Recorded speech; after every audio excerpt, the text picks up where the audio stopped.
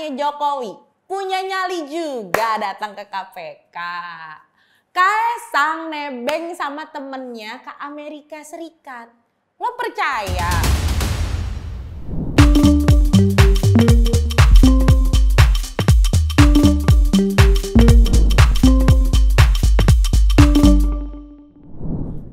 Mas, saya kasih tahu ya, yang namanya nebeng itu biasanya abis dari suatu tempat, terus pas mau pulang ke rumah, dia nggak ada kendaraan. Akhirnya minta bareng sama temennya yang kebetulan arah baliknya sejalan. Itu baru namanya nebeng. Nah, kalau elu itu dari mulai berangkat ke Amerika sampai balik lagi ke Solo, itu namanya bukan nebeng, minta dikasih fasilitas.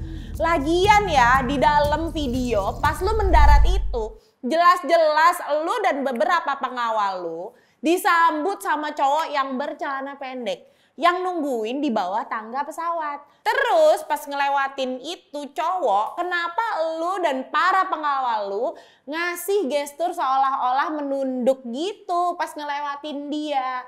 Jadinya publik melihat kalau cowok itulah pemilik dari pesawat jet pribadi yang abis lu pakai buat ke Amerika. Terus yang lu maksud nebeng sama temen tuh yang mana? Kalau beneran nebeng, kok bisa sih pemiliknya malah ada di bawah dan nyambut kedatangan lo? Berarti bener kan dugaan netizen? Kalau lo itu difasilitasin jet pribadi buat pelesiran ke Amerika bareng istri lo. Keanehan selanjutnya, kalau emang Kaisang ngakunya itu nebeng sama temen, terus kenapa pas sampai di Indonesia bukannya buru-buru klarifikasi tapi justru asik syuting sana sini? Lu kan banci kamera, dikit-dikit nongol di kamera, dikit-dikit klarifikasi, dikit-dikit konferensi pers. Kenapa pas muncul di PSI ditanya wartawan diem-diem baik? Kenapa setelah beberapa minggu baru beraniin diri datang ke KPK buat klarifikasi? Woi Kaisang, lo masih punya nyali. Kalau emang lo ketahuan gratifikasi, lo siap pakai rompi KPK. Lo kan anak presiden, terus lo nulis keterangan di KPK anaknya penyelenggara negara dan bukan pejabat. Oh maksud lo gue tahu nih, apa jangan-jangan lo ngulur waktu sambil menunggu kira-kira ini berita jet pribadi bakal tenggelam atau enggak? Atau lu berkonsultasi dulu nih sama bokap, sebaiknya datang atau enggak? Secara kan ya, bapakmu sudah dikejar-kejar wartawan terus.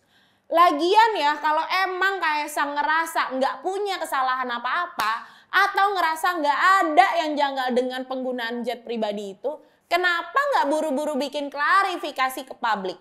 Gue sih menduga kayaknya emang kedatangan lu ke KPK kemarin itu karena bapak lu udah mulai kehabisan akal. Gimana caranya nyembunyiin berita tentang jet pribadi yang lo pakai itu?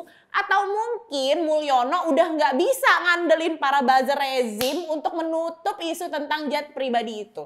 Nah, sekarang kita bahas kedatangan Kaisang ke gedung KPK. Yang pertama, kabar kedatangan Kaisang ke KPK ini tentu bikin wartawan langsung prepare dong di gedung merah putih.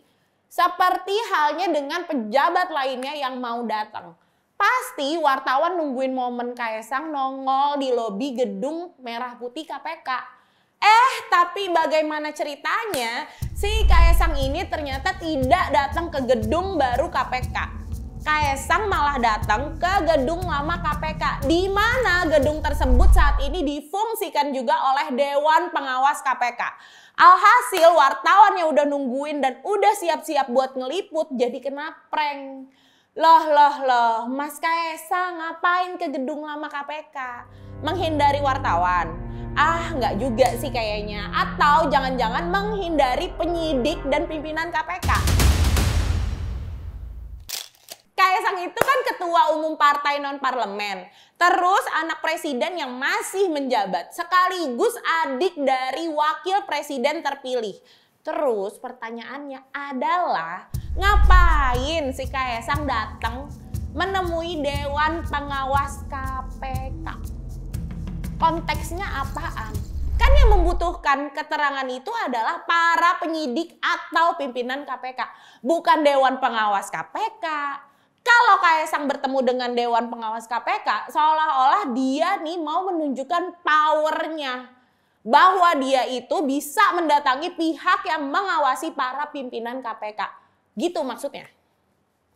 Wah, nggak bener nih kalau konsepnya begini. Baru kali ini kita ngeliat ada anak presiden yang sok banget ngedatengin Dewan Pengawas KPK. Padahal yang menuntut penjelasan dari Kaesang itu adalah pimpinan KPK yang emang tugasnya mencegah dan menelusuri dugaan tindak pidana korupsi. Soal kedatangan Kaesang di Dewas KPK itu, gue membacanya tuh seakan-akan Kaesang pengen ngasih lihat kalau dia tidak perlu memenuhi undangan KPK. Melainkan dia pengen ngasih lihat ke orang-orang kalau dia berkuasa untuk bisa berhadapan dengan Dewan KPK. Yang bisa aja nanti Dewas KPK itu bukannya mendukung upaya pimpinan KPK untuk menelusuri dugaan kaitan Kaesang dengan pemilik jet pribadi, tapi justru malah sebaliknya. Dengan mendesak pimpinan KPK supaya menghentikan penelusuran tentang isu Kaesang. Ya, kita lihat nanti ya endingnya kayak gimana. Kira-kira dugaan gue salah atau enggak. Tapi satu hal yang dapat kita tarik dari sini adalah keluarga Mulyono di ujung pemerintahannya tampak semakin berani terbuka menantang pihak-pihak yang dirasa berlawanan dengan Mulyono dan keluarganya. Mereka udah nggak malu lagi buat ngasih lihat ke rakyat kalau mereka ini berkuasa dan tidak tersentuh hukum. Pemikiran yang kayak begini sebenarnya udah nggak sehat buat negara demokrasi kayak di Indonesia. Bikin sang penguasa dan keluarganya makin terlena dan dimanjakan dengan berbagai kenikmatan yang mereka peroleh.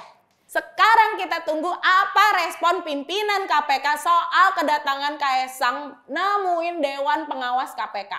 Dengar-dengar ada berita kalau bapaknya si Kaesang ini, si Mulyono, ada kemungkinan diperiksa juga loh. Nah, lu para netizen, penasaran kan beranikah si Mulyono datang ke KPK untuk membantu anaknya?